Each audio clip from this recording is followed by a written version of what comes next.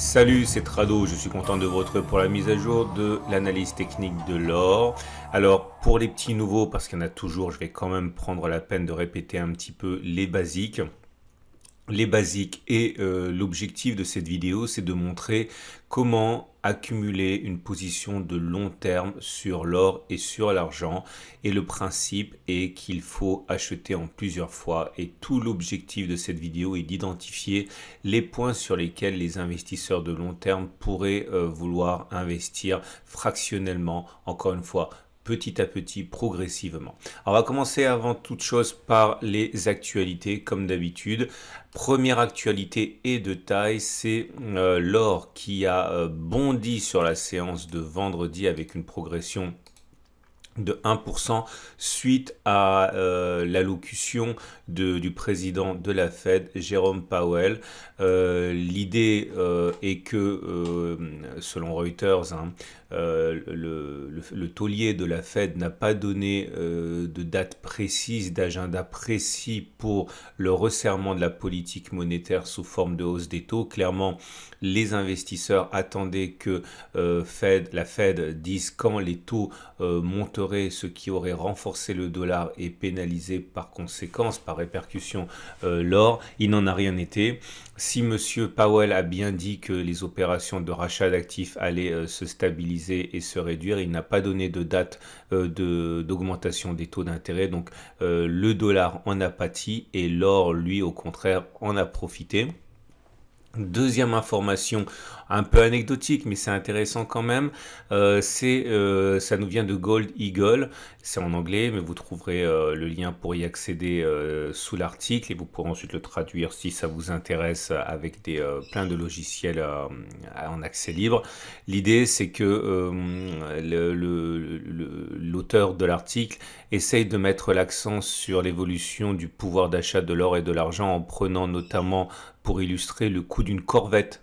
Et regardez le coût de la corvette en dollars comparé au même coût d'une corvette, mais en or et en argent. Et l'idée derrière, bon, il n'y a pas que ça, il y a d'autres choses, mais c'est de montrer comme l'or et l'argent garantissent le pouvoir d'achat sur le long terme bien plus que le dollar. Et le troisième article, et pour le coup, il est en français, celui-là, comme d'habitude, c'est très bien. Et ça nous vient, en fait, ça fait écho à une information qu'on a déjà donnée la semaine dernière, je crois. C'était par rapport au fait que le géant du big data américain, Palantir, a décidé de se couvrir contre des black swans, comme on dit, des événements imprévus et graves, en achetant de l'or. Mais il a bien pris soin d'acheter des lingots d'or. Pas des ETF, pas de l'or papier, parce que, à juste titre, si les choses partent vraiment dans une direction incontrôlée, ce n'est pas le papier qui vous protégera. Selon lui, c'est bien de l'or physique. Et bon, c'est important de voir que, une fois de plus, il y a ce que disent les médias, il y a ce que disent les porte-paroles des institutions et ce qu'au fond le smart money et les grands de ce monde, et ce qu'ils font, c'est qu'ils accumulent de l'or et pas de l'or papier, de l'or physique. Voilà, tous les liens sont en dessous de la vidéo. Alors maintenant on revient à l'or libellé en euros et vous voyez une fois de plus on est maintenant bien au-dessus de la... Enfin je vais arrêter d'en parler parce que ça devient répétitif, mais souvenez-vous de cette attaque féroce du 9 août sur l'or. Et bien maintenant c'est une vieille histoire, on a déjà bien progressé par rapport au plus haut de la séance qui a précédé le crash, puisque maintenant on est même à 2,6% au-dessus. On arrive à se hisser donc au-dessus de la M200, au-dessus de la M50, au-dessus de la M20, au-dessus de la M7 qui montent toutes, ou qui sont en passe de montée a priori. Donc la tendance immédiate, la tendance générale, la tendance de fond et la tendance de long terme pour l'or libellé en euros sont sur le point de redevenir haussière. La prochaine résistance, c'est pour moi 1548, 1551. Le prochain support est à 1400, 1473. Zone d'accumulation rationnelle, un retour sur chacun de ces supports pourrait faire l'objet donc de renfort, d'achat d'une petite quantité d'or. Je vous rappelle que ceux qui ont eu l'occasion de le faire lors de la grande descente sont déjà en train de comptabiliser les plus-values réalisées, puisqu'entre les plus bas qui ont été atteints, qui était un support majeur, donc une zone d'accumulation rationnelle, on est déjà à plus 11% quasiment. Autre solution, si on ne devait pas revenir sur ces supports, une clôture au-dessus de l'obstacle des 1548, 1551 et une autre au-dessus de la résistance des 1560, 1567 pourraient être les deux prochaines zones d'accumulation rationnelle. On regarde ce qui se passe pour... alors, je vais introduire quelque chose pour pour enrichir l'analyse, c'est les bougies Aiki Nashi. Vous n'avez pas véritablement besoin de savoir comment ça fonctionne. Retenez simplement que la bougie, elle est verte, c'est bon signe. Et ce sera encore meilleur signe lorsqu'elle sera verte sans mèche basse, comme ça a été le cas ici. Ok, bon, je dépoussière avec vous la notion. Hein.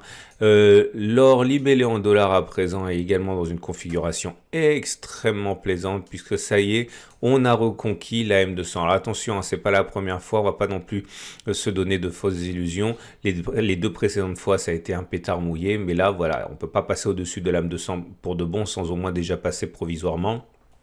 Et là, on est au-dessus de la M7, au-dessus de la M20, au-dessus de la M50, au-dessus de la M200. Donc, la tendance est en train de devenir clairement haussière. Là aussi, ceux qui ont eu l'opportunité d'acheter sur les différents supports, qu'ils soient journaliers ou majeurs, ont déjà dans leur escarcelle une progression depuis les plus bas qui s'établit à 11%.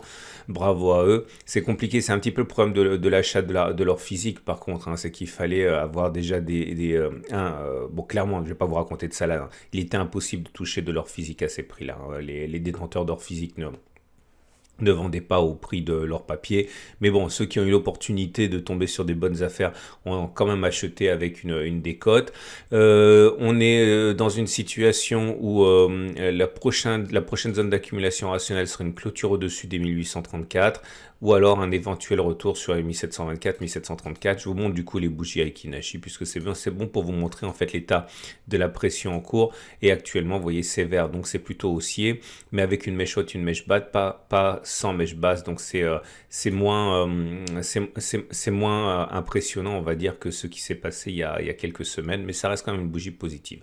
On passe à l'argent, et l'argent libellé en euros pour commencer, et bon, vous en doutez, hein, l'argent libellé en euros profite de l'envolée actuelle.